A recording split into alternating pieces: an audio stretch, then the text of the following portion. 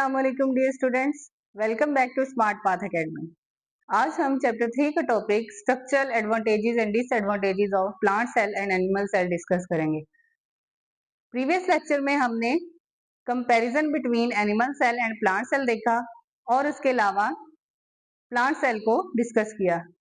आज के इस लेक्चर में एडवांटेजेस देखेंगे कि प्लांट सेल जो है वो क्या क्या एडवांटेज प्रोवाइड करते हैं और इसके अलावा एनिमल सेल के कौन कौन से एडवांटेजेस हैं। तो सबसे पहले रिजिड सेल वॉल जो प्लांट सेल में प्रेजेंट होती है।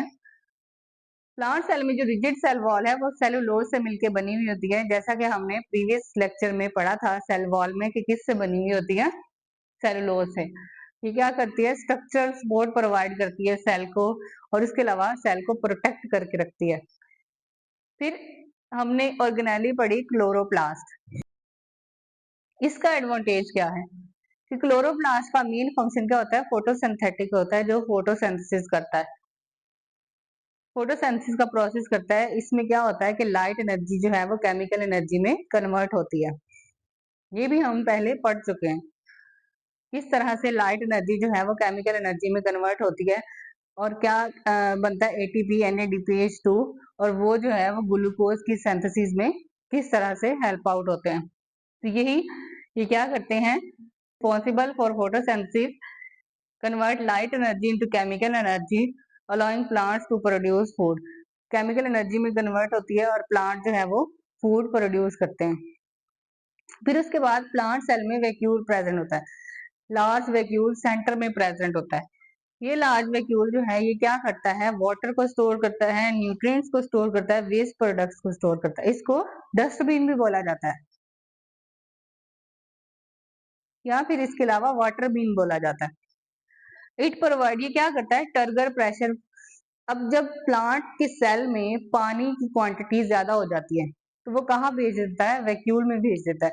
वैक्यूल जो है वो टर्जिट हो जाता है, जिसकी वजह से सेल की शेप मेंटेन रहती है।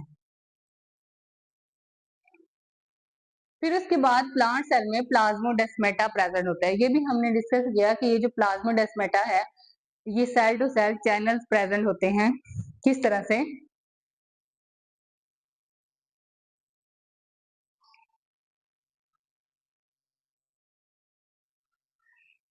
ये चैनल्स प्रेजेंट होते हैं, ये क्या करते हैं, ये इंटरकनेक्टेड होते हैं एक दूसरे से। और ये एक तो ये कि सेल टू सेल कम्युनिकेशन करते हैं और उसके अलावा मटेरियल या सब्सटेंसेस को एक सेल से दूसरे सेल में ट्रांसपोर्ट कर रहे होते हैं।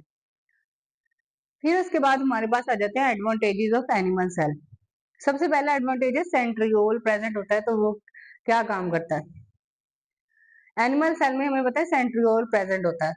वो सेंट्रियोल जो है उसको वहां पे सेंट्रोसोम का नाम दिया, सेंट्रोसोम कहा जाता है। अब वहां पे क्या होता है, जब सेल डिवीजन होती है तो उसके नतीजे में सेंट्रोसोम जो है वो डुप्लीकेट हो जाता है और ऑपोजिट पोल्स पे चला जाता है। वहां पे जाके स्पिंडल फाइबर्स बनाता है जो कि क्रोमोसोम्स के साथ अटैच हो जाते हैं और क्रोमोसोम को खिंचाव पैदा करते हैं। क्रोमोसोम जो है वो सेपरेट हो जाता है। इस तरह से सेल की डिवीजन हो जाती है, क्रोमोसोम सेपरेट हो जाते हैं। Distribution of chromosome during the cell division, इससे क्या होता है, एक्यूरेट डिस्ट्रीब्यूशन होती है क्रोमोसोम्स की सेल डिवीजन के दौरान। फिर उसके बाद लाइसोसोम्स प्रेजेंट होते हैं। अब लाइसोसोम्स में हमने पढ़ा था एंजाइम्स होते हैं, हाइड्रोलेज एंजाइम्स। ये फिल होता है पूरे का पूरा एंजाइम से, जिसमें जो है वो वेस्ट मटेरियल जाता है। वो वेस्ट मटेरियल या तो ब्रेक डाउन हो जाता है या ऑर्गेनेलीज वगैरह जो होती हैं या सेल जो होता है वो क्या करता है, ऐसी ऑर्गेनेलीज जो क्या हो जाती हैं, जो किसी वजह से रप्चर हो जाती हैं या फिर फंक्शन के काबिल नहीं रहती, तो वो क्या करती हैं, वो लाइसोसोम जो है वो इनगल्फ कर लेता है और उसको दोबारा से रीयूज के काबिल बना देता है, वो फंक्शनिंग स्टार्ट कर देते हैं। या फिर इसके अलावा कुछ एज्ड सेल होते हैं, उनको क्या करता है, खुद जो है वो इनगल्फ कर लेता है, अपना सारा एसिडिक सोल्यूशन जो है वो उसके अंदर ट्रांसफर कर लेता है, सुसाइड कर लेता है, जिससे वो सेल जो है वो डैमेज हो जाता है। इसका क्या है, एडवांटेज है लाइसोसोम का।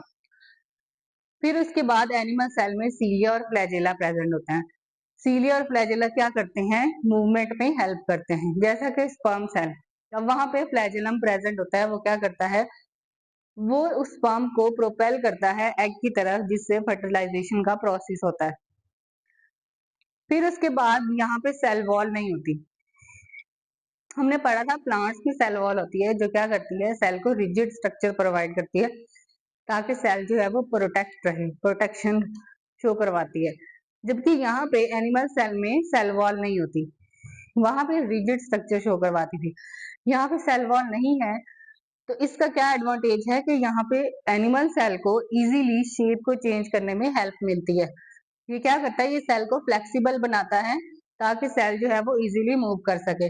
जैसा कि व्हाइट ब्लड सेल, अब कहीं पे कट लग जाता है या इंजरी हो जाती है या इन्फेक्शन हो जाता है तो white blood cell easily move करके वहां पे आ सके और वहां की इंजरी जो है वो कवर हो सके।